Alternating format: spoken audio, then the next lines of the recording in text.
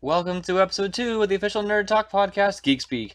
I'm your host, Sean, and joined as always on this lovely episode 2 is my co-host, Josh, the whack-a-mole reactor, Rudy Rudolph. This is the podcast where we watch movies, make movies, play games, and more. What else can you ask for? I'd ask, what is a whack-a-mole reactor? I have no And idea! what trait of mine allowed this name to come about? I just thought it sounded silly. I'm fine with silly. At first I typed in Josh, the Terminator, Rudy Rudolph, but I think the whack-a-mole reactor. Like, my vision for you now is you're just doing reaction videos of people playing whack-a-mole. Like, oh, this is a good hit, and that was it. I think once this gains enough popularity, and once we get enough, we make T-shirts just like all the different names that you've called me. Last time you were just the lovely and rambunctious co-host. I'm gonna give you a different nickname every time. This is fine with Josh, this. Rudy, Rudolph. Rudy's not his middle name, but he goes by Rudy also because there's a lot of Joshes, and like I said last time, he didn't win the Josh fight, so we had to call him something else. Yeah, and I prefer to be the only good Rudy in the world because you got Rudy Giuliani. He was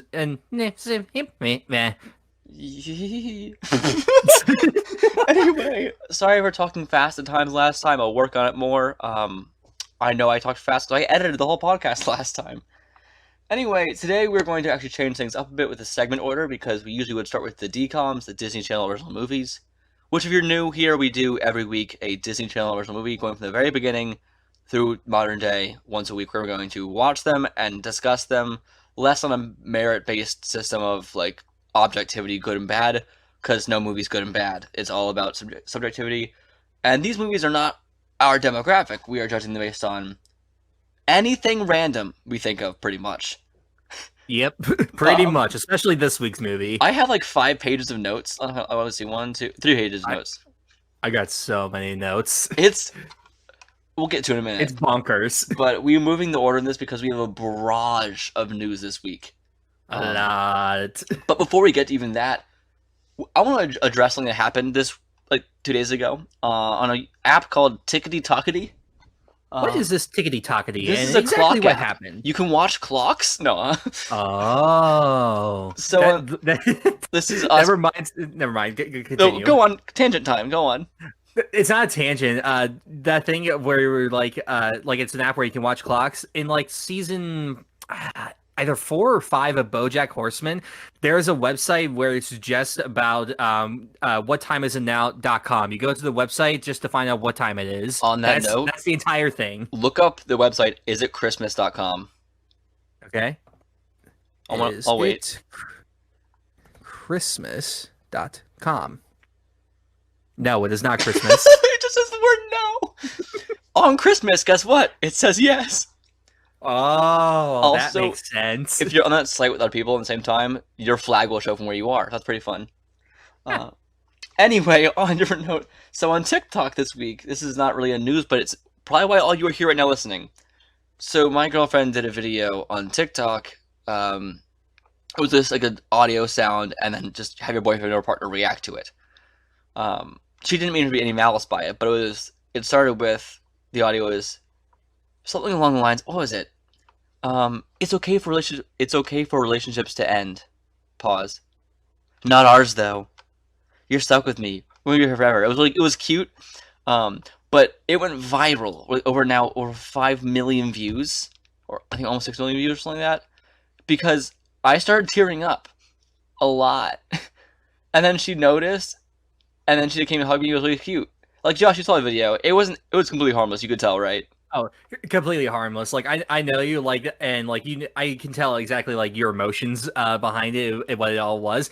And without having TikTok and not like seeing this go viral and hearing you talk about like the views keep going up, they keep going up. We're in the millions now. What is happening? It was a very interesting few days to say the least. Oh yeah. And so I also made a video then about a day later on my own TikTok page saying, "Hey, check out this podcast." So if you're here all from that, thank you for coming here. If you want to see the TikTok, look up Nicole Mund1 on TikTok. You'll find her. She gained over 5,000 followers within 24 hours. So now she's over 8,000. I'm at like 800 or something like that. And it's wild. I didn't do anything. Neither did she. She had 45. Then the next day had like 7,000. So that's crazy. Anyway, that happened on TikTok, and now no, it's not news time. It's stats time. So we started the podcast this last week, and we have analytics now. Analytics! I actually love analytics. We have viewers from places. We have spiking views. They should be in this world. If they're not, that's more interesting. It looks like this week we might have getting like 13, 14, 15 listens. I can't tell. It's not full data yet for anything. But let's see. We have on our reach, we got 2 listeners yesterday. That's cool. Whoa. On sources, we have Spotify is our biggest source, which is not surprising to me. Thank you to all Spotify listeners, and no matter what you're listening on, thank you for listening to us. Also, we've gained over 6 followers on Spotify now, so that's pretty hype. Hell yeah. And location, it's mostly United States with like 11 out of the whatever number it is here. And then we have Canada here, but the first person to listen to us outside the United States was from Belgium, so thank you, Belgium. Oh, Thank you, Belgium. a new country. I do like your waffles. Brazil joined the army. Thank you. The army. Hey, the nerds. Brazil. Thank you. So U.S., United States, Canada, Belgium, Philippines, and Brazil. Thank you. And Canada. Yeah, I said that. So that's all 5 countries that have seen this podcast so far. If you want to see the podcast or listen to it, you're already here. So thank you. I thought you were going to say that's all 5 countries in the world. Thank you very much. Like, that's just all the countries in the world. That's not quite right. I think there's at least 7 more. Yeah, Europe. Yeah. Also, like, the rest of the world is awesome. So everyone who lives in the world, thank you for living here. I don't know what I'm saying. Thank you. I have tired. Anyway, we're on the next part of this podcast. That was the stats. Woo!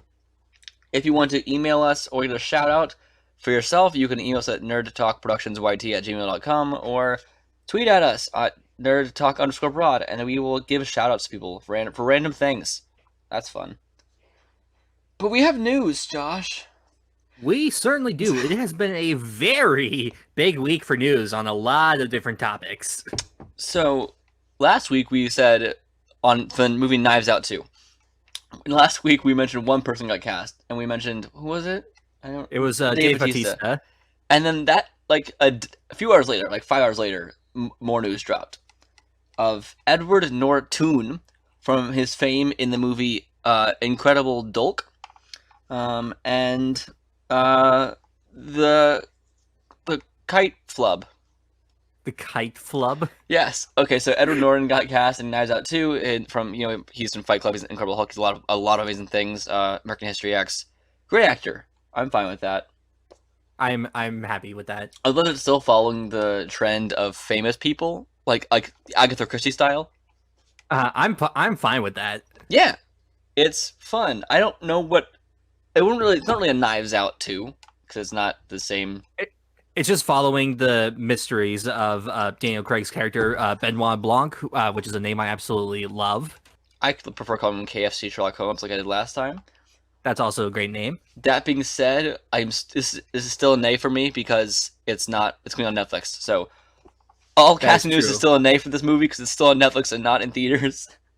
But there have been many more people that have been cast this week. Would you like to tell us who they are, Sean? We got Catherine Hahn, a.k.a. Agatha, all along. She's also in Parks and Recreation. She's in WandaVision. She's in so many things. She's a great comedic actress. Phenomenal and everything. So, love her. Yes. Leslie Odom Jr. Leslie Odom Jr. He's in it. What?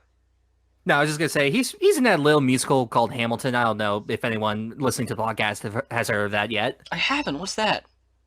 It's like this little indie underground musical. It was just about Alexander Hamilton. I think it uses like rap music and other kinds of forms of music to tell his story. I haven't really heard of it. I think it's on Disney Plus, and rap, like under wraps, like DCOMs, like our podcast. Anyway, Leslie Odom Jr. is great. His Aaron Burr in Hamilton is great. Yeah. Now we have Janelle Monáe, who I don't know if I've seen her in anything. Honestly. You've seen her in Moonlight and Hidden Figures. Oh, that's who okay, yes, she's awesome. Yeah, she's a great actress. It's one I knew the name of, but couldn't think of, like, who it against that. Anyway, yeah, great actress. This will might be a weekly trend of Knives Out 2 castings, because it's keep happening. I'm willing to bet as soon as, like, this episode goes up, 5 more people will have been cast. I hope so. It gives us more things to talk about. Okay, next up is a mini little rant I'm gonna have to have about this one. I think I know what this A is. trailer dropped for a movie musical called Dear Evan Hansen. No, Dear Evan Hansen. I actually was wearing the Dear Evan Hansen T-shirt I had today. That was fun. I did see that. Yeah, that was purposeful because we're doing this podcast. Now I'm wearing an N64 shirt. But So do you want me to talk about it first, or do you want to talk about it first? I think I'll jump in first because I've seen the show. Mhm. I watched Dear Evan Hansen in 2016 on Broadway, the original cast. Not trying to brag, I'm saying that's an experience I've had, and I understand the show because I've seen the full context. Before I saw the show, I listened to only Act 1, then went in blind for the rest of it. And I also didn't look up anything. I just listened to the first act, and then because I like the songs, I wanted to get into it before I saw the show. And oh my god, it's amazing! I bawling from the end of Act 1 to like through Act 2 because it's so emotional. Anyway, this trailer was honestly both great and terrible. I say terrible as someone who's seen the show because of the reason it shows the whole show. Like without the songs, it still shows pretty much the whole story, and I don't love that part. But other than that, Ben actually looks okay. Mm-hmm. Like I didn't expect him to. I was thinking he looks too old because he's like 27. I wanted to go to someone else. But the curlier hair, like letting it grow out a little more, helps him make him look younger for one thing. Did they CGI his face? I can't tell. Maybe. It couldn't happen. It would have been makeup, and this isn't the first thing he's been playing a high schooler in. He's on the Netflix show The Politician. He's still playing a high schooler.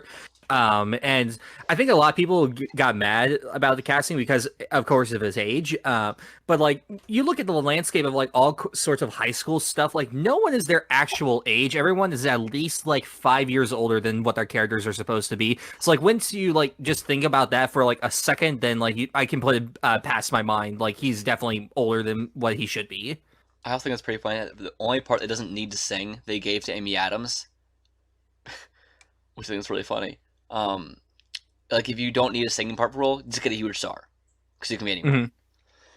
Mm-hmm. Yeah, that was great. I'm excited for it. Like, I'm giving. Oh, Knives Out news. Yay or nay? I give it a yay because I love the cast, but I also give it a nay. I like to give it both because Netflix. Pick one. No, I want to give it both. That's defeats the whole purpose of this. Fine, I'll give it a nay because it's still a Netflix movie. Until Netflix changes it, I'm giving this Knives Out 2 casting news a nay. Netflix isn't changing it. Lionsgate sold it. They're sellouts, which is a theme of the movie, the DCOM we're talking about today. They sold out to Netflix for reasons that I honestly don't understand. It's really weird. I get it maybe during COVID, but it's not coming out as much during like it's. You could wait anyway. So Dear Evan Hansen, yay on this trailer, but also like, I'm excited. I think it's fine. I love they didn't show why Connor did what he did in this. Mm-hmm. I still think this trailer showed too much, like a lot. If it showed only Act 1 stuff, it'd be okay. But it shouldn't have showed anything past that, to me. Mm-hmm. If you ended on the You Will Be Found speech of, like, the Connor scene, like, on the stage, show that scene, and that could be the end of the first trailer, or any trailer, really. And it's like, what's going to happen next? And you think that might be the end of the movie, but, like, no, there's a lot more. Yeah. Because you haven't seen the show, and you haven't listened to music much.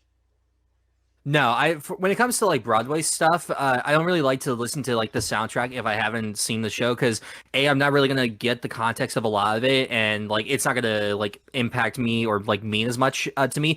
If it's something like Hamilton where the entire thing is the soundtrack, then that's a different story. But here it clearly is not the entire thing. So I would rather kind of go in blind to the movie or the show, whichever it is that I see first, to get that full experience. And I honestly really like the trailer. I do understand where you're coming from. That I do think it does show a lot, even without my knowledge of the show, because I don't know much about the show aside from what you've told me.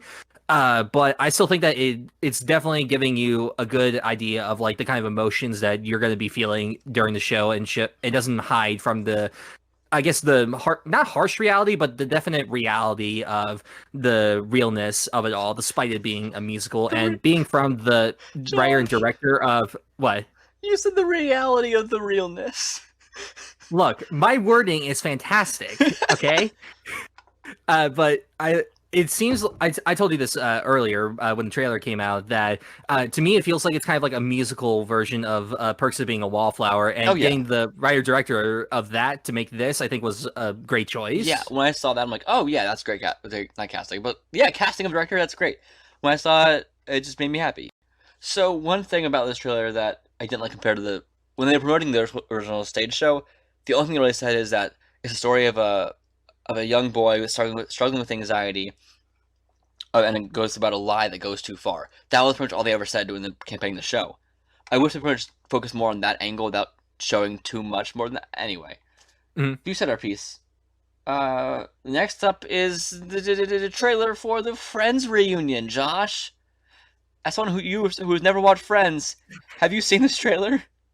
I've seen part of it. I see that like it's just them kind of like reuniting like on the set, just like reminiscing about stories. James Corden is hosting it, which I Oh think my that's an god. interesting choice.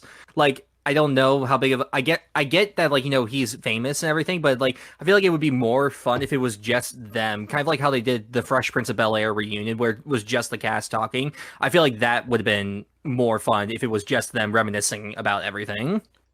Yeah, I wouldn't mind like a host of some sort, but maybe make it one like someone from the show or someone who worked on the show more, not James Yeah. Corden. James Corden is an interesting character. We're moving past that pretty fast. Let's go to wait, the Friends trailer though. I like that it was not a reunion episode, Yeah. but it had elements of that kind of like where they were a little bit in character at some points, and that was kind of fun. Mhm. It's cute. If you watch the show, you like the show, you'll probably like this trailer. It's fun. It doesn't spoil. It's just it's them. Um, Next up, we have our first article news thing. It's from Deadline. John Boyega is set to reunite with Joe Cornish for Attack the Block 2. It's a great movie. It Uh, really is. we watched that in our global horror class together. It was We fun. did, and I think like out of like all the Alien movies like that we were supposed to watch, that I'm glad that was the only one that we chose to watch.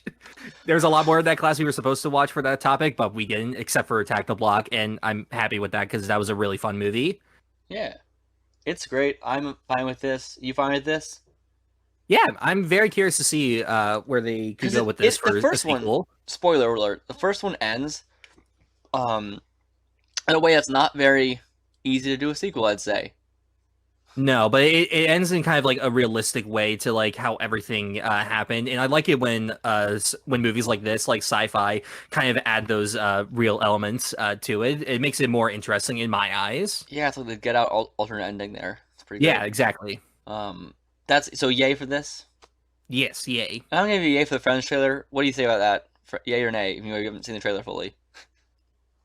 I'll give it a yay because it seems like they're having a fun time. But I don't think I'm gonna give it a nay because like I haven't seen the show, so like it wouldn't make sense for me to give it a nay. But more kind of yay for the spirit and the fun of it I'm all. giving it a yay for one reason, and that's because Jennifer Aniston said that they were on a break, and so that's why it's a yay. 'Cause it's correct. Anyway, moving on to Batgirl news. Bad Boys for Life Girl. filmmakers to direct Batgirl movie for Warner Brothers, courtesy again of oh, no, this is Hollywood Reporter, courtesy of Hollywood Reporter. Um, any thoughts, Josh, on this? I think that this is a good choice. Bad Boys for Life is actually like a pretty good and solid movie. And they're also going to be directing the Miss Marvel show for Disney Plus. So and I think it's cool that they're dipping their toes into kind of both and seeing like what they can do with both Marvel and DC. I'm happy that Joss Whedon is not attached to this I movie know. anymore. I am disappointed though that this is going to be an HBO Max movie because that's something with DC that I'm not really liking. They're going to be like, we're going to make DC movies, but they're not all going to theaters. Some will go to theaters, but some will go to HBO Max. And it's just like some of the ones going to HBO Max are just like the ones that they are like scared of not doing well at the box office, which I'm not a fan of. Yeah, and this is also gonna make things more confusing with continuity, which we'll get into later tonight for our topic. But that being said, I like that Kristen Hodson, who wrote Bumblebee, is in the fold with this movie. That's pretty cool. Yes. Like it's people person who penned the script for The Flash and Birds of Prey is also working on this. Look, there's good people behind this, and I all for that. It's just this is there's weird choices being made in DC, and we'll get to that as a topic for our episode today. So, woo, like is the DCU dead? We'll find out soon. Next thing I want to talk about, though, with you, Josh, is something that you've seen, the rise of G.I. Joe boy. Uh, what he's talking about is there was a short teaser release today for Snake Eyes, G.I. Joe Origins. This is the origin story of the character from G.I. Joe, Snake Eyes. He's the guy dressed all in black. He's the ninja. He never talks. In the original movies, he was played by Ray Parker and Ray Park, yes, my bad. Ray Park, and then like in flashback scenes, he was played by a white kid. So to call this G.I. Joe Origins, but to have an actual Asian man play the character and yet still have it associated with the other movies is kind of funny to me. But from what I've seen in the trailer, it seems pretty solid, at least like in terms of action. I like it when martial arts movies like these actually like really hold the camera steady, no quick cuts or things like that. I think it makes it a lot cooler. Henry Golding, I think he's a great actor. Loved him in Crazy Rich Asians and A Simple Favor. So for him to take the next step into action territory, I'm really excited to see what he could do with this. Nice. Ooh, burp. Yeah, I didn't see the trailer. I've seen G.I. Joe 1 and maybe 2? I don't remember. It's a long time ago. We'll get to my eventually in the podcast. They are both very forgettable films. But my favorite thing with this is that it's not just called Snake Eyes. They have to add G.I. Joe Origins. They clearly did not take the correct lesson from titling of X-Men Origins Wolverine. Don't make it seem like you're making more origin movies. I don't think that people want more G.I. Joe origin movies. That's literally why I'm giving this an A, is because the title is reminding me of X-Men Origins Wolverine. Yeah. I think I'll give it a yay, because I'm excited, despite me not really caring at all about the first two or even G.I. Joe as a whole. Then do you know what excited means then? That does not sound excited at all. No. I'm for this movie specifically, not for the franchise as a whole. That's fair. Next up, I have some news about Batman. He's a dude who does things. He is. Well, fictionally. So, Batman Caped Crusader is an animated show being made on HBO with producer Matt Reeves sat at it. Bruce Timm's working on it. J.J. Abrams is working on it. It'll be on HBO Max and Cartoon Network. And the image that comes up for it is like the long-haired Batman. I am intrigued, but also, why? Well, from the way it sounds like they're trying to harken back to the days of the original Batman animated series show, but kind of more for like this generation to experience something similar to that. And I think with Matt Reeves, who's writing and directing the Batman to come out next year, and then J.J. Abrams, and then what's the other guy's name that I've already forgotten? I have it right here. It is Bruce Timm. He made the original show. Exactly. And so combining all three of them together to make a show like kind of faithful to the original but still being its own thing has me excited for what it could be. Art style, I really hope that they make it hand-drawn and like similar but not like the original, if that makes sense. Do you remember on the original show, I don't know if you know this, they used black paper for all of it. Yes, I did know that. That's one of the first things I ever learned about the show. It's so gothic because of that. Then they just colored in on top of that. So they worked and they added the negatives and left they added the positive and left the negative. Like, it was really cool. I love that art. Like, it's naturally shadows, and then they had to add in the highlights. That's so cool. That'd be great if they did that again. I'm all for that. But in general, they said, and the quote here is, "It is always fun to feed the insatiable appetite fans have for all things Batman. Batman Caped Crusader will entertain first-time and die-hard fans alike. And with such an impressive creative team in place, we know we have another future Batman classic in the making," said Asheim. I don't know who that is, but he said it. Wasn't the last animated Batman show, wasn't it like Beware the Batman like 6-7 years ago or something like that? It wasn't like one season. Right now it's Justice League Action, I think, is still on, which is he's in. But yeah, it's been a while. I think the best Batman show since the animated series has been The Batman, which is great. If you haven't watched that yet, you all should watch that. It's like a year 3 Batman. He's so new, and you can see his voice changes throughout the show, as well as his jaw widens, like his chin, to become more classic Batman. Like that's And see, that just sounds funny to me. It's like the longer you're Batman, the wider your chin becomes. And like, yeah, then in Fast and the Future, he's like has a huge chin, like Crimson Chin style later on. Anyway, I'm giving this a yay, I guess, because I like Batman, but also I don't really care. I want I'm if gonna you get go go on. on. No, you. If you like the animated series, then just go watch that. Like that's all you need to do. And watch the Justice League Unlimited, watch Justice League, watch the Superman animated series, Static Shock, Batman Beyond, all the stuff in that world still exists. You can go watch that. So it's just fun. I love new content in DC and Marvel, so I'm giving that a yay. But also, I don't really care this time. I'm gonna give it a yay. I'm excited. I love this team behind it. I have faith in them. It sounds like that like DC Warner Brothers like won't be like pushing into like you have to do this. Like it'll be like it's be allowed to be its own thing. And like I know I always complain about there's too much Batman stuff, but like when it's something like this, I'm like okay, you know what? I'm fine. You got me. I'm excited. So yeah, I'm gonna give it a yay. Next up, we're going to talk about a movie. I think it's a movie. Yeah. Disney's Jungle Cruise. Is that a movie? I don't even know what's happening with that. That's why it's your news. Yeah, so Jungle Cruise, like most movies this year, was originally supposed to come out That's last year. right. It stars Dwayne Johnson and Emily Blunt. I'm pretty sure it's based on a Disney roller coaster ride of the same name. And now it's finally coming out to theaters this year. But it's been announced that it's going to be coming out both in theaters and on Disney Plus on July 30th. But with similar to films like Mulan, Raya and the Last Dragon, Black Widow, and soon to be Black Widow and Cruella, if you want to watch on Disney Plus, you gotta pay $30 for it. Which it makes sense for a filmmaking point of view. You gotta make money back. Yeah, but from the trailer, like it seems like it's a very kind of kid-friendly, like Indiana Jones. It seems like Emily's character should be the main character, but because Dwayne Johnson is in it, like it's going to become more his kind of thing. So take that as you will. I'll still see it. I'll be seeing it in theaters. I'm fully vaccinated and everything like that. But I don't know if it's going to be one it's definitely not one that I'm like excited to see. And so yeah, I'm gonna give this an A just because like I'm just not that excited for the movie. Considering I forgot it existed, I'm gonna have to give it an A. But that again exists for it's another Dwayne Johnson in a jungle movie. How many do we need, Hollywood?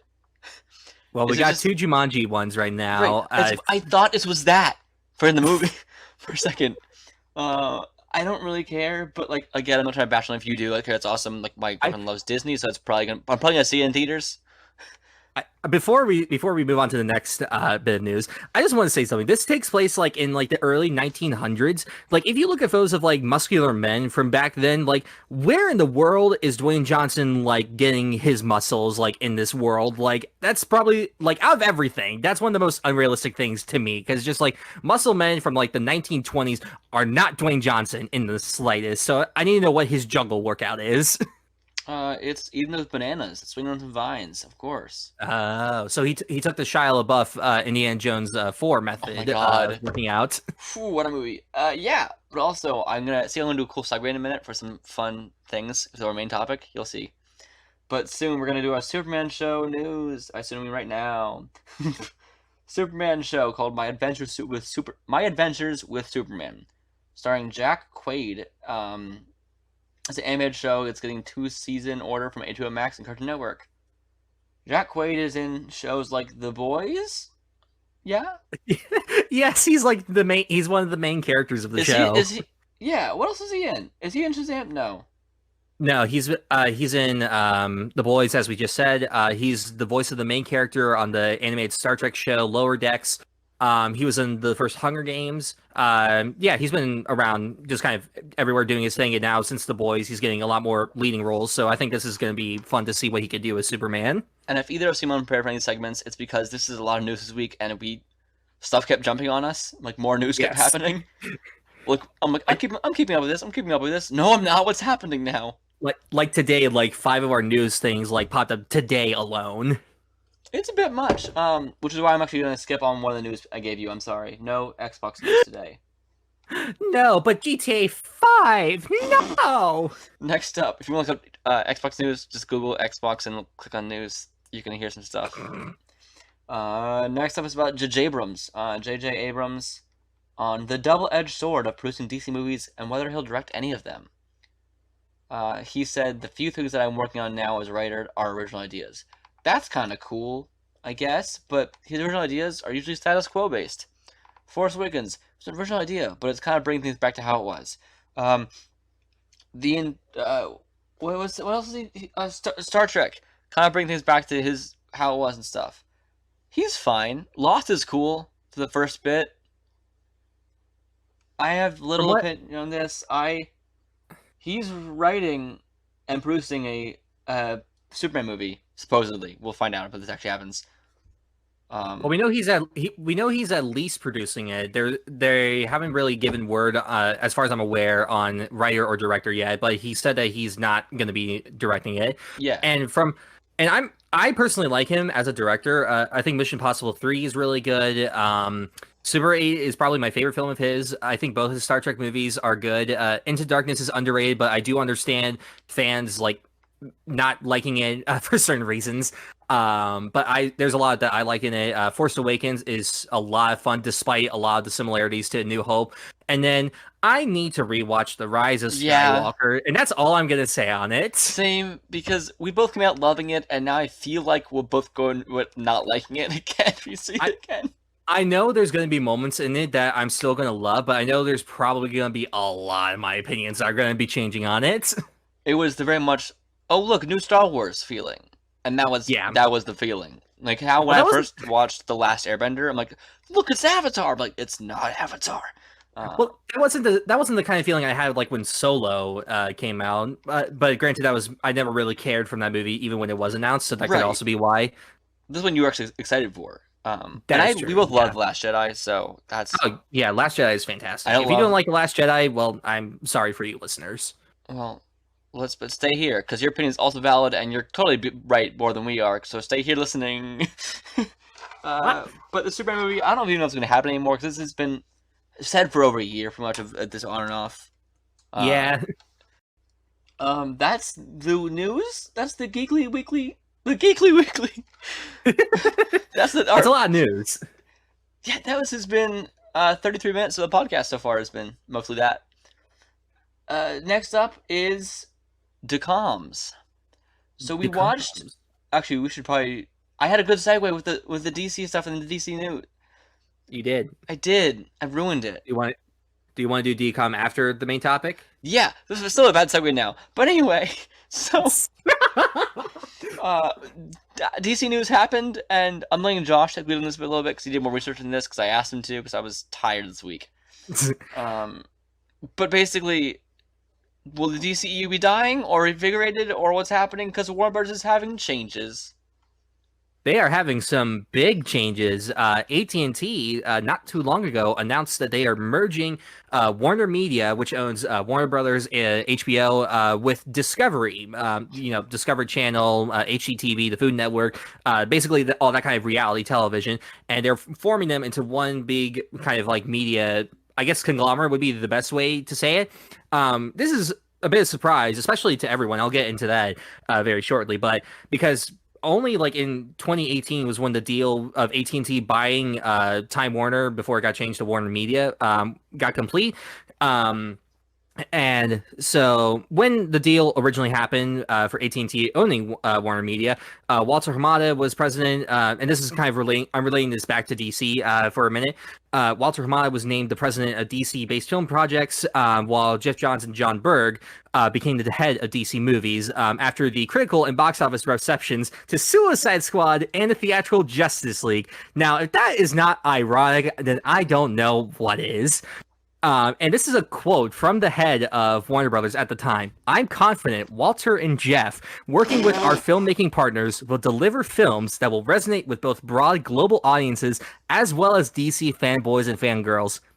Again, the irony writes itself here. I also hate this sort of fanboys and fangirls as fans. Because both those terms are used derogatory so much. Yeah. But then hilarious. Yes. Then in January of this year, Walter Hamada had extended his contract as president of DC Films up through 2023, despite all the allegations made against him by Ray Fisher and others trying to, hide all of the bad shit that happened on the Justice League set to him and to all the others. So we fast forward a bit to now. Oh my. Yes. So the Warner Brother and Discovery merger cost about $43 billion. Jesus Christ. Okay, that's bigger than I thought it was. It is a lot of money. And which compare that to Disney and Fox. Disney and Fox, that merger was close to 70 billion, which is just insane to me. But this merger won't be expected to close until around the middle of 2022. The Discovery president and CEO, David Zaslav, I imagine that's how his name is pronounced. If it's not, yes, I'm very terrible with names. Zaslav. He's good. Yes, he's going to be leading the new company, whatever it's going to be called. The future of Warner Media's current CEO, Jason Killar, it's uncertain.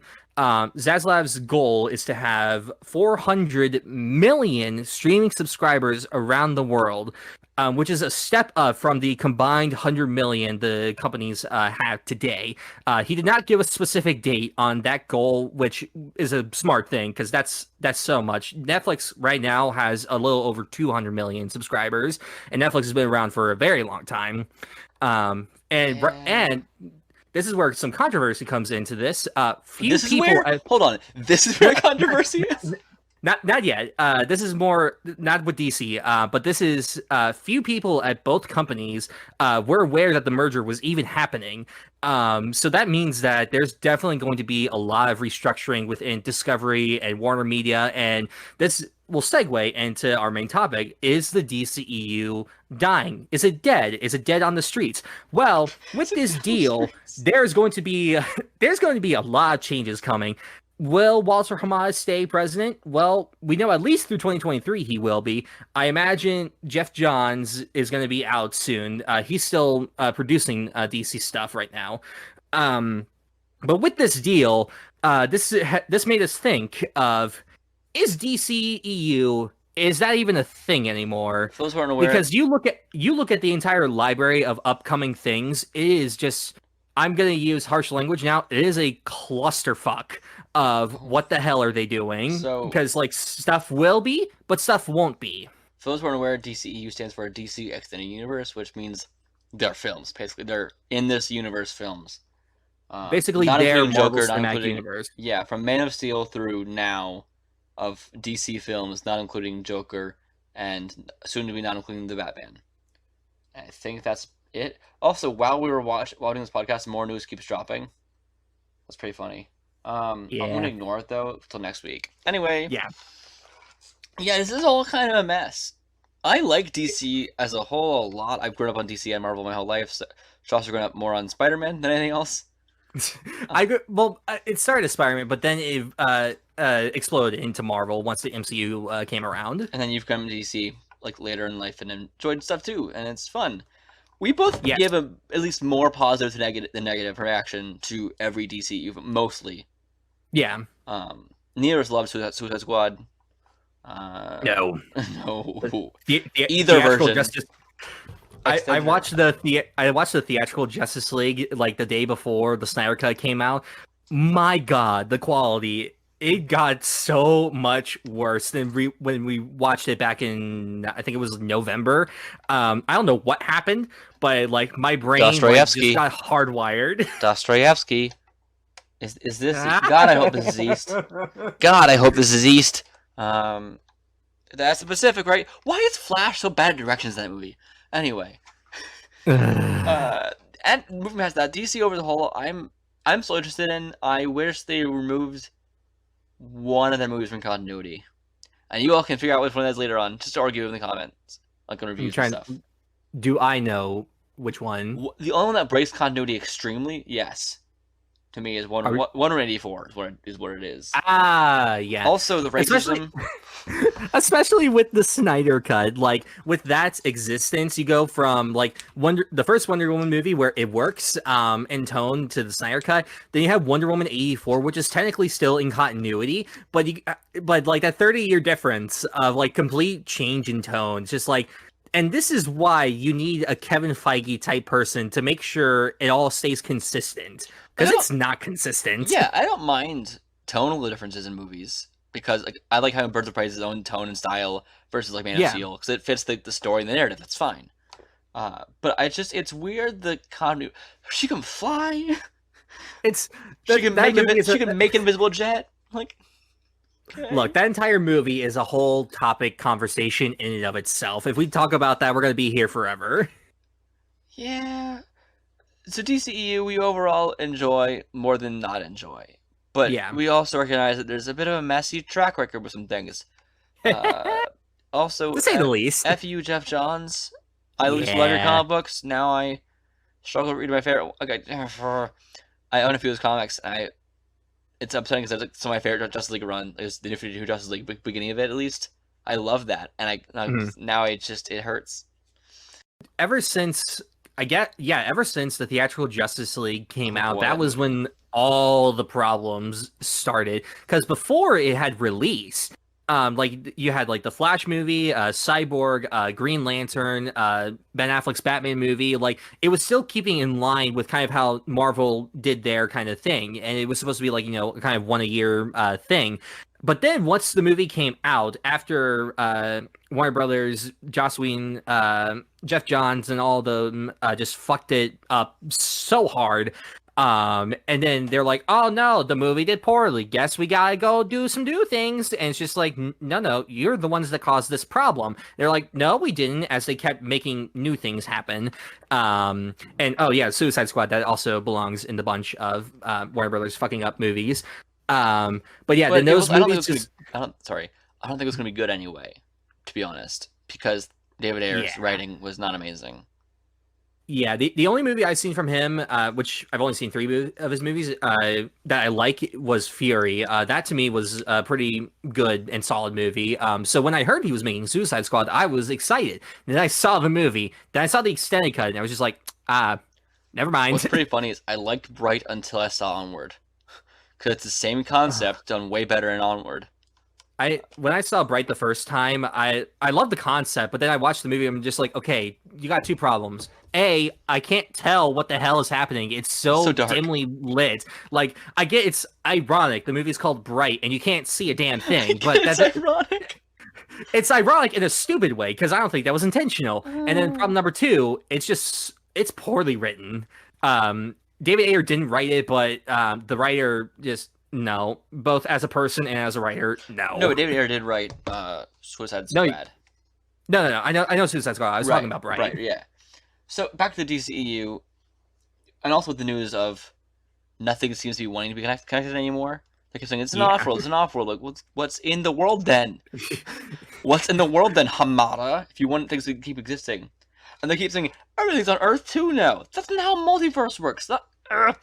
The show Stargirl is in Earth 2, and you're saying Matt Reeves' The Batman is also in Earth 2. Well, it's a big Earth. It's an Earth, yes, but still. Maybe Gotham's in Canada. You don't know. It's in Europe. Maybe it's in Russia. If Gotham is in Canada, man, I feel bad for Canada on that Earth, because it's just like Canada is like it's great and normal Earth, but then there it's just like if that's like, you know, one of their big cities. Oh boy. If Gotham's in like, you know, Belgium though, like one viewer from Belgium there, that'd be awesome because you can meet Batman. Yeah, like it's infuriating, like as a viewer, especially of just like, because you have no idea like what's in like the same world anymore, because it's just like, oh, it's in the multiverse. It's just like, okay, that's fine, but you didn't start it out that way, and now you're just kind of like rushing to fix it so that way it can work. And like the Flashpoint movie especially, like it's just, and it's the Flash movie, but we all know it's the Flashpoint. They're just doing that to erase Snyder's movies. They're not going to say that, but we all know that's exactly what's happening, which I think is a shame, because BVS and the Snyder Cut are great, but and just to do that, and then like everything else behind the scenes with that Josh, movie over. Yes, we're gonna get hate for saying that BBS is great, but it is great. So move on. the hold The on, Ultimate let me Edition. redefine something. Ultimate Edition, not There the you go. theatrical cut. There's a distinct difference there. I think the theatrical is still good. It's not great. It's okay. It's fine. And let me say something. I used to hate the movie as well. I only recently came around to it. You I was opened your not third blind- eye. Yes, open your eyes, people. Like all the eyes that you have in your skull, however many it is. If you have none, then smell better. I don't know, Smell but better. there's. I don't know. Hey, remember, but skate better. Skate better. Open. just open all your pores and just think with an open mind. But back to the Flash. That movie, just everything. Like, I want to know the history of this movie because it was supposed to get made like not too long after Justice League came out, and then just like it went through so many writers and directors, and then just everything else that was happening, and now it's apparently being shot, despite there still being troubles behind the scenes of like everything with Ray Fisher, and then Billy Crudup leaving as Barry's dad. And That's it's just scheduling, though. Like, I understand that. It's scheduling, but still, and like and Supergirl's in the movie. You have Michael Keaton's Batman. You have Ben Affleck's Batman. It's just like, what is this movie? For those who don't know, Flashpoint is an event that happened in DC Comics, where Barry Allen, the Flash, went back in time to save his mom from her killer, and in doing so, made a ripple effect all throughout time, forward and backwards, changing a lot of events and creating this hellscape world where Aquaman and Atlanteans are fighting the Amazonians and all this stuff, and it's an insane world that now he tries to go back and fix it again. So they're trying to do that style of epic scale giant time travel movie without having the same characters. Like, this isn't a Flashpoint movie, honestly, because Flashpoint, Yeah, there's no Supergirl in Flashpoint. There's no two Batmans in Flashpoint. This is a weird movie. they're taking the Days of Future Past approach of just saying that it's based on the story, but not really, and just using it as an excuse to retcon what they believe are the mistakes that came before. But the only mistakes they made were the mistakes that Warner Brothers themselves made to the films. So it's just like, it's on you. Like, at least with X-Men, like with like Origins and Last Stand, that was more like the writers and directors' choices that weren't that good. But here, it's mostly Warner Brothers' decisions, and now they want to just screw it all up just to say that there's a multiverse. What? And then people just ask, is this movie in the DCEU? It might be. Is this one? Yes. Is this one? No. But it might be. It's just like they themselves don't even know what's going to be canon and what's not going to be canon. Now, Josh, I feel like I should say this because it's a piece of news that just dropped. Is it important? It's about Green Lantern. What happened? So, in the Green Lantern show, it looks like Jeremy Irvine is in talks to play Alan Scott. He plays young Sam in Mamma Mia 2. Wait, what? So one of the guys who plays one of the three suitors, the young version, is in talks to play Alan Scott, the original Green Lantern, and that's just funny to me. I don't care. Like, I'm gonna say yay because Mamma Mia 2 is hilarious. Mamma Mia 2 It's is very white. like It's very white. it's so white, but like I had no expectations going into it, but God, I loved it. Anyway, back to DC. Is the DCEU dead, Josh? Do you think at this point? At this point, I want to say yes, because like out of like all the films that have been announced, the only ones still in the DCEU are Aquaman 2, Shazam 2 and 3, Black Adam, and The Flash. If I might be missing a few. I don't know if Wonder Woman 3 is still going to happen after everything that happened with Wonder Woman 2 and with Gal Gadot right now. Well, as far as we know, they did, after Wonder Woman 2 came out, they did announce Wonder Woman 3 was happening, but like with current events in the world, we'll see. Right, because the way they handled Middle East stuff in Wonder Woman 2 was not great. Like, just politically speaking, if you know what's happening in the world right now in the Middle East, they did some interesting things in 84 that were not fantastic. So, also, DC Comics is quite a mess right now. I like their comics, like their stories, but just get it together, people. I don't know if it's dead right now. I love people are saying the DCEU is revived because Zack Snyder showed a picture of Wayne T. Carr's Green Lantern. That's hilarious to me, because a director showed a picture of a concept art thing. Everyone's like, it's saved! This didn't even get made. What are you talking about? This wasn't in the movie. My favorite thing was I saw a post someone made on like Instagram talking about that. They said, Zack Snyder showed the image of Wayne as Green Lantern. Then a few days later, the Discovery merger was announced. Coincidence? Like, the two have no correlation with one another whatsoever. Like, Snyder is not God. Everything he does not have ripple effects within the universe. Like, it's not like if, like, in No Way Home, like, Andrew Garfield, like, sneezed during an interview, then, like, a few days later, he's announced to be in the movie. The two have nothing related to one another. So it's just like, the thought process. I need to understand how they came to the math equation on this one. I still think that Andrew and Toby will probably have at least some sort of thing happening in No Way Home, but who knows at this point. I think we'll talk more about DC in the future a lot, but if it's, I know this might seem like a rush topic, but again, there's so many news, we have only so much time to talk about things. We're already almost an hour into this podcast. So this DCEU dead, I'm gonna say for that, currently, it's treading water. It's just trying to throw things at a wall and see what sticks. Yeah, for me right now, I'm gonna say at the DCEU as we knew it has been dead for a bit, and like we're starting to see the transition into what they called, I don't remember how many years ago, the World of DC, which I hate that name. It's so dumb. It's so dumb. Just to make a multiverse happen, and I can't wait to see the utter confusion from people watching it, just like not knowing like what is in what's related to what. It's going to be a mess. And then once people are confused by this giant mess that they created, they're going to do another Flashpoint or another Flashpoint type story to make it all one universe again. Just wait and see. Like I said last week, just like stop for 10 years and let me do it. Let us direct it. Let me and my buddy Josh here and our friend like Team Money is what I'm gonna call him here. Let us make these movies. We'll actually plan things out. We won't just like greenlight stuff and then just like cancel it like a few years later, like with Ava DuVernay's New Gods, just canceling that. Like that why? Was so mean.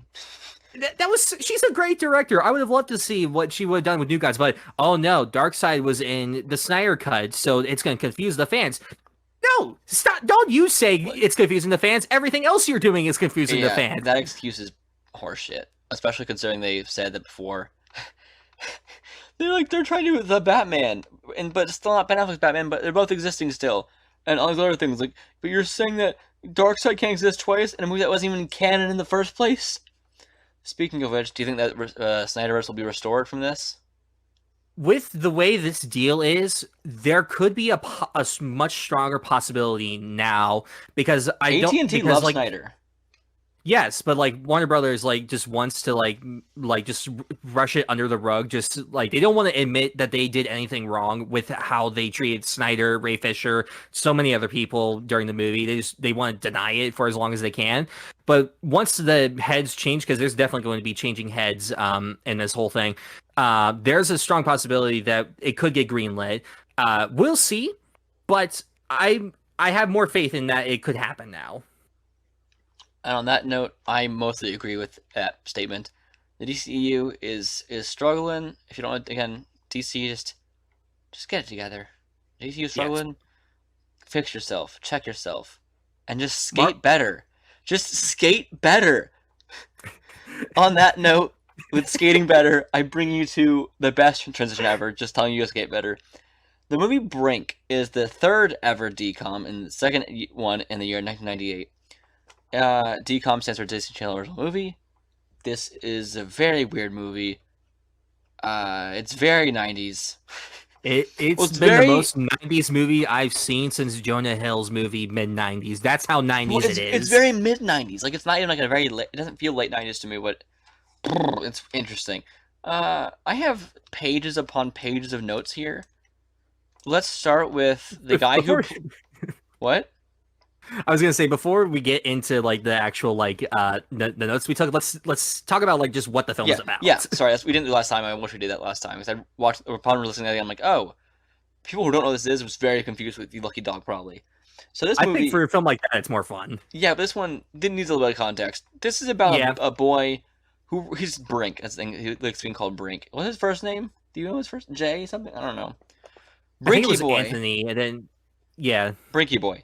Briggy Boy, the skater, boy.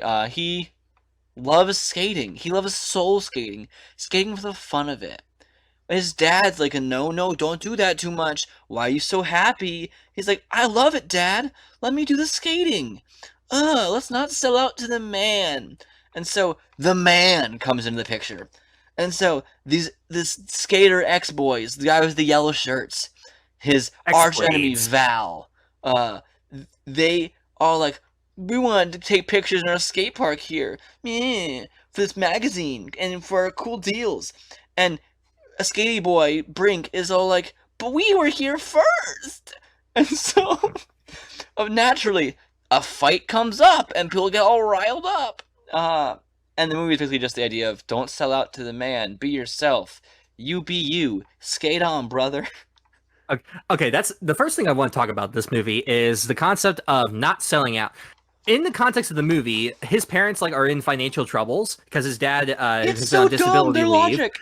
Yes, and so Brink decides that he's going to join the rival team X-Blades because they get paid for skating. So he's like, oh, I love skating, so I might as well get paid for skating. I may hate the people I skate with, but I'll get money to help my family.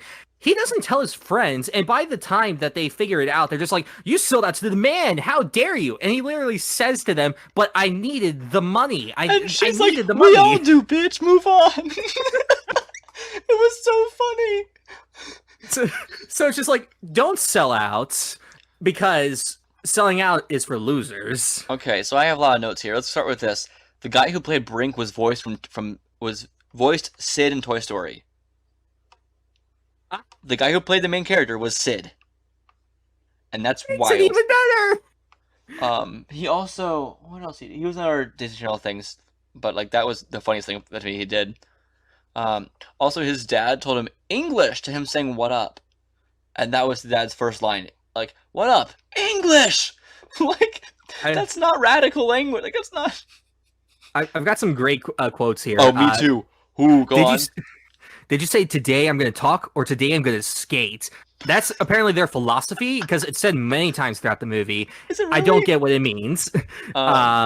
There's a great exchange between his dad, like around the beginning. Brink is walking into the kitchen. He goes, "Yo, what's up, fam?" And his dad says, "No one should be that happy all the time. It's just not normal." I have that written here. Hold on.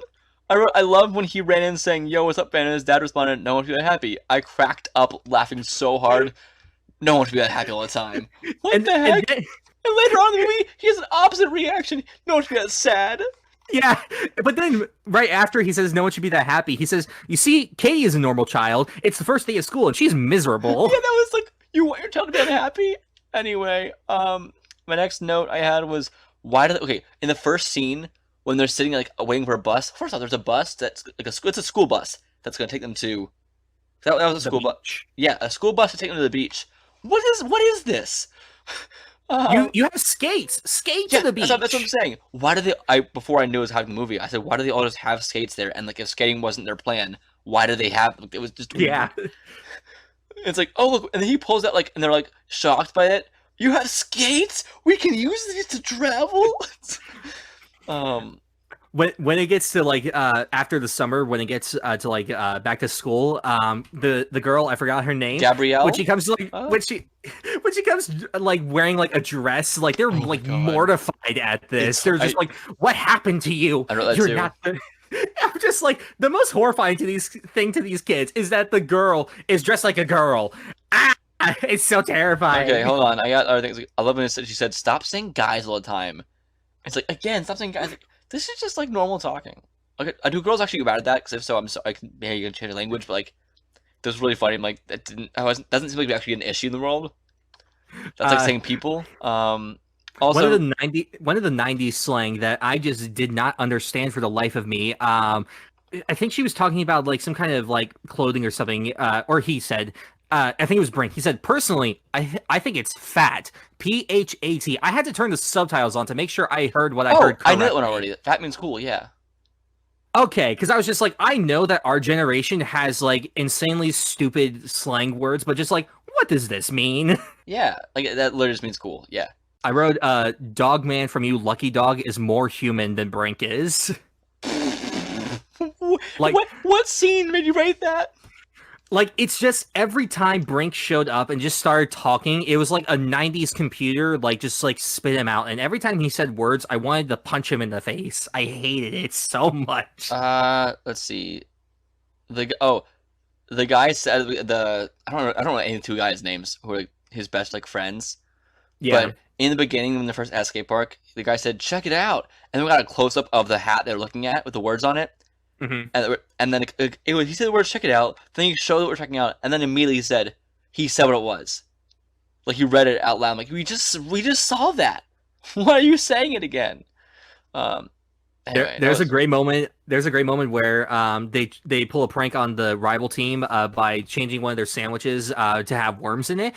And they all held up signs one at a time that said "Don't be a wuss." And then like I guess a teacher or something came over and she was just like, "What's going on here?" And then the guy said, "I thought I saw a bug." And then her response is, "Well, get over it," and she walked away. Okay, I loved that. I have more things to say about that whole scene. Let me find the notes there because it was. First off, it was weird that this movie for a bit became the movie How to Eat Fried Worms. Like that was weird. And and it's weird that I've now seen two kids movies where people are forced to eat worms. That shouldn't have happened. I shouldn't have seen two kids movies about that. My note is literally, is this how they eat fried worms now? Why did the teacher even come up to him spitting out food? It made no sense. Like he wasn't doing anything wrong. It was like the guy came up, spit out food, and then she's like, "What's the problem here?" It's like I didn't like my food. Like you could just said like there's no what. Also like earlier in the movie there was a line that said, "Oh man, you got warped. You all right, bro?" And that was pretty funny. What? There's a great line here that someone says, where is it? Oh, the only one of the four kids who wasn't wearing their helmet fully was the one who gave them advice, and that was really funny. Like on the skate park, he was the only one who wasn't wearing his helmet properly. It wasn't buckled, so it had fallen off, and he's the one who was helping them out. Also, yikes, transphobia at when they said getting arrested for impersonating a boy. No, you don't be transphobic. Oh god. I wrote no skaters have ever been this popular in high school ever because just like when after the whole worm incident, just like they're about to skate fight, I guess. Just this giant crowd. I'm just like, I've known skaters in high school. They've never been popular like this ever. I don't know if they actually were. I think it's people saw people doing the wrong thing. Like what's happening? Like how a fight is. But they stuck around for the race, and also how they have time to set up all the things for the race because just like really you have lunch, like you have classes to go to. Also, where are the adults? Where was that woman that told the kid to get over it? Where did she go? Like what? Let's see. I have more notes. It was nice of the girl giving the guy like extra shoes, but they would not fit probably. Also, I have a continuity error with that. She goes into school wearing a dress. She has clothes, but she's not going to wear them because she doesn't have the shoes. Next scene, she's wearing the clothes she brought, but she doesn't have the tennis shoes. And she said she wasn't going to change. What? Let's see. Also, where is it? I lost my plate. Oh, there's a Power Rangers in this movie. Walter Jones from Mighty Morphin Power Rangers is in this movie. That's amazing. Like the original Power Rangers lineup, he's Zach. He's the Black Ranger. He's also a black actor. He is the only guy who stood up for Brink in the end against Val. Yeah. That's a Power Ranger. The fact that you had a Power Ranger keeping your back, that's cool. Also, I still love it. This dad for most movie might be my least favorite dads in any DCOM, but not because he's evil or anything. Just he's annoying. Yeah. Because Brink told him I have a job and it'll be for skating. I'll be making money skating. Like I'll be getting to do what I love and making money from it. And his dad is against that. I'm just like, what? Why? Like you're making money off of doing it. Like but it's not an honest, hardworking living. It's just like, well, screw you then. I'm still gonna skate and make money off of it. Like also, what? If you're hurt, you're complaining about how he's making money. If you can't work. Yeah, it's weird. Why was the dad's entire character a much, much, much, much worse version of Uncle Ben from the Raimi films? He's like, I can't work at a factory where our bills are not paid. Be responsible. He's Uncle Ben's salty twin brother that just got all the shit in life. Okay, Uncle Ben did not get good in life towards the end. You realize who Uncle Ben's brother is, right? I know who his brother is. That's why I said twin brother. Okay, because his brother didn't do well either. I'm aware. Neither of them did well. The Parker family has not been doing so hot lately. One more day. Anyway, we'll get to that later. Also, they even had the exact same scene from Spectacular Spider-Man with Peter hearing hearing money problems from the other room in the kitchen. Like that was like okay. I at one point started changing his name in my notes to Discount Peter Parker. But from the get-go, I called him a cool dude, and cool is spelled Kewl for the 90s. Oh yeah. Also, the line "At least you got two parents" was such a random line to throw in that didn't add anything. It felt really weird and unnatural. I got some other great lines, like when he's talking to his friends in the home econ class where they're baking stuff. He says, "Guys, friendships are like baking a cake." Yes, at that point, I was ready. I was ready to turn off the movie. I was just like, "What is this?" And then so hard, it was so stupid. You just let Val slime all over you. Like, what does that mean? Does I was just like, is this turning into not a Disney Channel movie? Val. Anyway, when his dad's telling him to get a different job, he tells him, I think, to work at a pet store, and he goes, "I don't know a lot about animals." And then his dad said, "You babysit your sister. Shouldn't be any difference." Like, what is this movie? And that would be fine if he didn't say she's already normal. You can't have it both ways. Yeah. Also, I once wrote out Brink's name as long hair '90s boy. So I wrote, of course, long hair '90s boy went to try out for the sellouts because that's what he needed to do. It made sense. Which reminds me, we will sell out immediately if we get a sponsor. Oh, easily. If you want to sponsor us, please contact us. We will gladly take your sponsorship. Also, if I could money that goes to also viewers, you don't need to ever donate to us. That's fine. We have an option there. But you don't have to. But like sponsorships would actually just help pay for expanding this podcast and literally paying off the debt it takes to make it, which is not much. It's like $100 a year, something like that, $200 or something like that. But it's nice to not have to actually pay for that. Anyway, also a $200 a week part-time job in the 90s wasn't a bad plan. That dad was dumb. Yeah. Another great quote came from his little sister. He's such a moody little sack of hormones. Yes. Also, go on. No, you. Okay, Jimmy, the weird Jimmy boy, the adult who was sponsoring them, who also had no other crew with him ever, or correspondence. Yeah. Where did they meet him? Some magic lair? There was a scene where they met Jimmy. Well, look at the command center from Power Rangers, or like a mix with like some mystical land. It was weird and techie and spacey. I want to know what he does because he didn't even choose Brink for the team. Like Val got to choose that. It's just like, sir, I think you're the one that needs to choose who's going to be on your team, so that way, A, you know how good they are, and B, who you know you're going to pay. Because it's just like, you have the money. Like, bro, do some work here. The entire message also from Disney saying "don't sell out" is pretty ironic. Yeah, it was the '90s Disney. I also 90s wrote Disney down also sold out. The line "do it or vacate," and then "good doggy." What was that? That's the same person saying both those lines back to back. Do it or vacate, and then he does it. He's like, "Good doggy." What is this movie? That's not slang. What is this? By the end of the movie, I came to the realization that skating is not that interesting to me. Right? It's so boring to watch. For like the whole end sequence was like, this is not fun. Yeah. It only got good like when it was the downhill thing, but like the rest where it was just like them on the ramps, just like, it's cool that you guys can do this, but I'm not at all interested in watching it. Which I guess that's also a demographic thing too, I guess, but that's not. Oh yeah.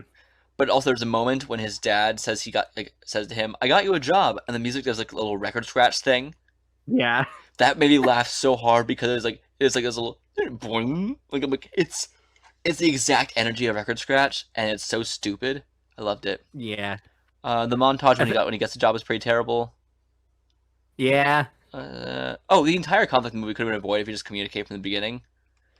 That's what I was saying in my notes. Just like if he was just honest, like it would all be fine. Like I'm pretty sure his friends would have understood, but apparently they didn't because selling out is for losers. Well, he only told only one person had that expression to say to him. Only one person was like, and that was Gabrielle. She's like, "We all need money, get over it." Yeah. Like, it would have made more sense if they were mad that he like teamed up with like, you know, Val and them because they're just dicks. Like, that would be understandable. But like, it just seems in general selling out and making money off of it is bad. It reminded me of Also, the scene in BVS when Clark's like, "Listen to me," instead of just saying what he needs to say. yeah. Or any movie when you don't say what you're trying to say. It's bothering me. Yeah, but Soul Skaters, I wrote down Soul Skater. It sounds like it's a Christian skating group. They go around skating and reading off Bible quotes. Hey, Soul Skater. Yeah, I think like two genuinely good scenes was towards the end, like when Brink was trying to balance everything, but he couldn't, and his dad like tried to actually have a heart to heart with him, scene. and then the one right before, I think it was the final competition, just talking to him about like how he used to skate, he wanted him to like have that same kind of passion, and just kind of actually like communicating like for real. Like I was just like, you know what, that's good job, movie. I also like when the Gabrielle fell, they did like a slow-mo scene. And the roll took so long her fall. Also, when she fell, there was a really weird like sexual tension stare between Brink and Val. It was a really long stare. When Val like threw the rocks out, I was just like, well, that's attempted murder right there. Yeah, she could have. Her arm was so bloody. Yeah, it was ow. I'm confused. I thought that they had to compete in the Invitational to be able to compete in the finals, but Soul Skaters, they didn't compete in the Invitational. Yeah. So, like, was it just like another competition thing? It didn't make sense. I don't know. Also, of course, his dad used to skate and hates it now. That's such a huge cliche kind of trope. I did this thing. I'm warning you the dangers of this thing. Don't do it. The dangers. Don't sell it to the man. Why can't parents in movies just support their kids' hobbies? It's dumb. Because conflict needs to occur. Honestly, I feel like every DCOM has that one line that's really good, and this is it. I used to define myself by my job title. That line, actually, I love that line. Yeah. Also, blank is what I do, not who I am. I wrote blank because it doesn't matter. Like, that's a good line. Mm-hmm. That's really good. I think that's a good way to live life, and that's the message that should have been. That's the message this movie should have been more about, not about don't sell out. You gotta love it. Also, there's a scene where Val, who's the big boy meanie, says to our hero Brink, our hero boy, "Oh, we'll get it on for sure." And I didn't know how to respond to that line because the way it was shot and the way the line was delivered, it came off so sexual. I was uncomfortable, and I feel like Val likes him because he just doesn't know how to express his love to Brink. It's good doggy. It's like these lines he says. It's like the way he talks to him. It's nope. It could just be a subconscious thing, like he's not aware that he has feelings for Brink yet. Also, that's great. Be gay, do crime. That's great. Also, Val's crew was inconsistent with if they supported them or not. Like if they were nice to the other side. Well, I think they have like their points. It's just for them, it's just like kind of like a light kind of just like making fun of thing. But Val like takes it one step too far, and they're just like, oh no, we don't like that. Bad Val. I wrote down skate better. Because who? That was really funny. No, because there's a quote, "Skate better," and his little sister could not act at all. So she said, "I have some advice for you, brother. Skate better." And he's like, "Skate better? Yeah, Mom, I should just skate better." I'm like, okay, what is this movie? One of the teams was called Team G-Force, and that was Disney plug. Good job, Disney. Disney plug before a decade before it existed. That's the movie we should talk about. Also, at least with most sports movies, I can tell if you're doing well, but this one I couldn't tell at all because the points didn't make sense. No, I don't understand how the point system works. It's like in golf. Like, I know, like, the lower you go, but, like, I don't understand how it all works. My last note here was, there was one line delivery I really liked, and that was at the end. There's a line. There's Val and Brinky Boy next to each other, and Val's like, winning everything, whatever, and Brinky Boy's like, well, at the end of the day, I'm not you, so it's still a good day. That was delivered well, and it was like, okay, damn, that was kind of a good blow. Yeah. That's my notes for this movie. Do you have any more notes for yourself? No, I've gone through like most of my notes that I wanted to talk about. Overall, I found it to be a pretty cliche kids movie. Nothing really wrong with that. It's not made for us. It had some very interesting things. I don't think were intentional at all. Would you rather watch this again or Are You Lucky Dog again? Oh, I'd say Lucky Dog. I say you lucky dog because I get to see Dog Man being Dog Man again, and I would always love to see that. Which would you rather recommend? It's hard. If you want, I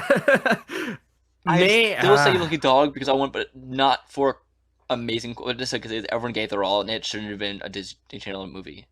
Yeah. This one belonged to Lucky Dog. This one belonged to Disney Channel. Oh, easily, 100%. Not even about quality wise, just like it fit that vibe better. Also 4-3, like that's one thing. Well, I guess they're all 4-3 at the time. But yeah, it's wild. This movie, I'm gonna give it a nay, but for one reason, and it's lack of communication with anyone on screen. No one talks to each other in any normal way, even once, and it's very frustrating.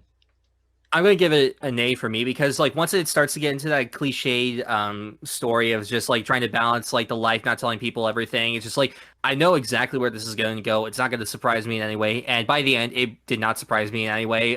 So just, like, for that, I'm going to give it an A. What's pretty funny is that reminding me of superhero stories, but the superheroes usually have a good excuse if you might die.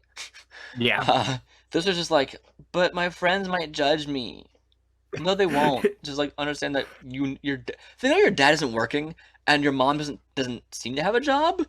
Like, no, she's a realtor, but okay. she's having difficulties as well with her job. So, like, this makes complete sense. That was dumb of them. You're just stupid. All bad friends. Yeah, that's the news, and that's the topic, and that's the DCOM of the week. So we both gave this a nay, but for different reasons. Yes. I almost gave this a yay solely for the line skate better as a joke. No, I'm kidding. Next up is the thing we do called Super Weird Stories, where I tell Josh what it says. Weird stories or obscure stories or wholesome ones or just fun, interesting stories or things about superheroes or comics. Not even like, in comics necessarily, but like, there could be a story in real life that involves superheroes. I might tell them. I have a whole topic planned for us soon to talk about real life superheroes with you. I'm very excited. Hopefully you don't know lots. I don't research it yet. But today we're going to talk about a super weird thing that happened in comics, okay? Alrighty. If I say the words Captain Marvel, what/who do you think of? Well, typically I would think of the Marvel's version of Captain Marvel, Carol Danvers, but as I've come to learn in recent history, when Shazam came out, Shazam was originally Captain Marvel, but then a lot of disputes of names and things, and then Marvel copyrighted the name, so Shazam became Shazam, and Captain Marvel and Marvel became Captain Marvel. Yeah, side note, Shazam being called Shazam is a stupid name because he can't say his name to anyone. Yeah. They could literally just if he calls him, like, Captain Shaz, or like say something like that a little bit. I don't know. That's a dumb name too. But so the story I'm going to tell you involves Captain Marvel, and it's not that one. So which one is it? I'm going with Shazam Captain Marvel. No, it's neither. There's another character called Captain Marvel I'm going to talk to you about. Oh God. And that's kind of the whole joke about this thing is that there is. Here's a quote from Captain Marvel. Ready for it? Mm-hmm. Split Zam. Is that the whole quote? Guess how Zam is spelled XAM, naturally. Of course. So we've known of a few characters named Captain Marvel now. Mostly the big two of Carol Danvers, who was Miss Marvel and became Captain Marvel, and there was Captain Marvel who became Shazam. But also, this is from Giant Action issue named Captain Marvel in 1966 by MF Enterprise, which sounds like just motherfucker Enterprise, created by Carl Burgos and Roger Elwood. A character who was, how do I explain this? So he's in, first off, a full purple suit. That's always fun. He's just blonde, no mask, just full purple. He has a fun belt and an M on his, like a necklace with an M on it. I'm just imagining Barney with a necklace and a utility belt. Sure, but like not like tuxedo suit, like a super suit, like leotard. Mm-hmm. So, you know how the original Human Torch at all was an android? The original Human Torch? Oh, it's like a different story from a different day. So Yeah. So this is also an android, apparently. Okay, then. And basically, this Captain Marvel character was an amalgam of like different characters. He was Captain Marvel's name, and like him, he was powered by shouting a magic word. And the word he shouted was Zam! XAM. At least it's a word that can never come up normally in a conversation. Right, I don't know if it's even pronounced. It should be pronounced Zam, I'm guessing, because how else would you pronounce XAM? I think it would be Zam. He was also an alien from another world, like many other characters. Just to ensure we cover all bases. It's like we got Shazam in there, we got Alien, we got Robots, all combined into one. Anything else? How is he? I don't understand the Android Plus robot part, but you know what? We're gonna go with it. And also about him, you know what his power is? I don't know. What is it? His limbs fall off. All of them. I just imagine him facing down an enemy and like they're charging at him. It's just like, all right, attack. Just puts out all arms and legs and then just like falls apart, confusing the enemy. That's just like exactly what happens. That's what it is. It's just to confuse. Well, I mean, it attacks, but it's not great. So basically, the good captain's arms, legs, and head would fly free of his torso to tackle a multitude of foes. He could flip distance switches. Like, if his teammate moves too far, just go push him the button. And he could create a sense of profound unease with this. So what you said of distraction. He just lets his limbs fall off at any point. Of course, it's going to cause unease. The individual body parts had once they have achieved their goal, they're trying to do whatever. He shouts "Zam!" and like all of them will reunite to him. So he says "Split!" and they all go away, and Zam! They come back to his body. I want to see. What I'm assuming this was DC, I guess, or became a DC character. No, it is okay. No, it's just by MF Enterprise. Looks like. Okay.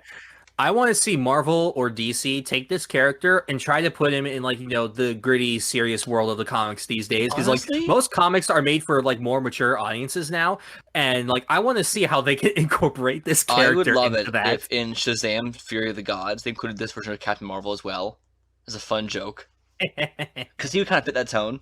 They stole other things too from this character. Ready for more? Uh-huh. He had a sidekick. Of course.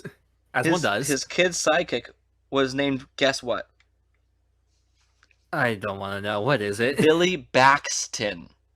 Instead of Billy because if you don't know, viewers, Billy Batson, Batson, is the alter ego of Shazam / Captain Marvel, who is a complete who this character's ripping off, pretty much.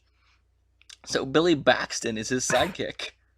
Did they get sued out of existence? Hold on, I'm getting to it. Do you want to know who his foes were? Yes, which also leads to more obvious issues with copyright. His foes were characters such as Plastic Man, Doctor Doom, and Dr. Fate. 2 of those are DC. 1 of those is Marvel. And I'm assuming that none of them have any correlation at all to the people that they stole them from. Correct. Dr. Fate in this is a character who might be in a wheelchair. I can't tell. He's sitting down in the picture I see. He has a gizmo, a bunch of machines. He has a big white mustache, a sharp jaw. He has the gray temples like Mr. Fantastic for Dr. Fate. As a character, one of his enemies is called Atom Jaw. Who is just in this picture of him? He's wearing green pants, loafers, and a sweater. All right then. But so Captain Marvel, this version of Captain Marvel here. He also had a villain called. His most dreaded enemy of all was called the Bat. But a cease and desist order from DC Comics reminded MF Enterprises that it was treading dangerously close to a certain Caped Crusader. So the villain's name was What? That's when they sent the cease and desist? Well, because Batman matters to them, clearly. I know, but still. But, ready for more? Yes. Okay. they reminded it was training dangerously close to Cape Crusader. The villain's name was from the Bat was changed to the Ray, also name of a one-time popular superhero. God. Ultimately, the troubled Captain M only lasted for a handful of issues, and the publisher folded after less than a year, with a measly 3 titles to his name. So with he had 3 title issues and he had a few issues, but after so much battling with copyright stuff, the author of the comics gave up on it. Yeah.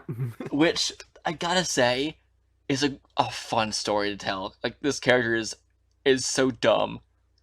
God. Just, don't steal stuff. It's obvious, both DC and Marvel have taken, characters from each other, but, right. did similar things, but also made them their own characters. And then you have something like Deadpool, which is intentionally trying to be as close to Deathstroke as possible. But this, it's just what this is clearly also not a parody either. This is he just took everything from everyone. Billy Baxton, Baxton. Wow, yeah. Baxton. You really couldn't have tried to make a different name. Yeah. Jeez. That is our super weird story for the week. If you want to hear, do you want to hear any more weird character ones sometimes? Yes. Okay. I'm so curious. I have a lot of weird characters that have been existing or have been made for a few issues and then never came back. Mm-hmm. Because eventually, some weird stories have to be whole episodes because they're just too weird. Yeah. One More Day. I read that one. We'll get to that at some point in the future. So that's this podcast. We are powered by Acast, where you can find us on Spotify, YouTube, Amazon Music, Audible, soon to be Google Podcasts and Apple Podcasts. They take long to approve us, which is dumb. I think we also might be on iHeartRadio. That's kind of neat. I just I think we're on it. Find out for yourself. Well, I mean, I can check right now. Let's do. I'm gonna make an attempt to check something while on the podcast. That's rare. We are on iHeartRadio. Hell yeah! So if you listen to iHeartRadio, you can find us there too. Of course, if you're listening right now, you already found us. So congrats, thank you. Keep spreading the word. We do fun things. Next week, we are watching Halloween Town. I might have seen that once as a child, but if I did, I have completely forgotten it. Also, everyone, please send in your ideas for episodes, for topics. I'm excited. We will probably review again. Nope, words. We will probably Nope, hold on. We will probably eventually go back to the idea of is the DCEU dead many times, because not as a whole topic again, but because it's going to keep coming up. Kind of like this is a continuous update on the idea. Because, it's complicated. Anyway, that was this episode. Thank you for listening. You can check out Josh at places. Yes, check me out on my YouTube channel, which is my name, Josh Rudolph. You'll find me with a fake mustache and a hammer on the icon. Twitter, J_Rudy28. Instagram, J_Rudy16. You can find me, and apparently now on TikTok, damn. You can find me at That Nerd in Theater on TikTok. You can find me, I don't really post much. You can find me on Twitter at The Theater Nerd, on YouTube at NerdTalk Productions here. Also, the Twitter at NerdTalk_prod, and the email to send in things to us is at nerdtalkproductionsyt@gmail.com. Thank you all for listening. Make sure to leave positive reviews. Leave 5-star reviews where you can. Help us get more viewers. Please leave comments, send emails in. We want to have interaction with you all. It'd be great. All right. Thank you. Thank you. Bye.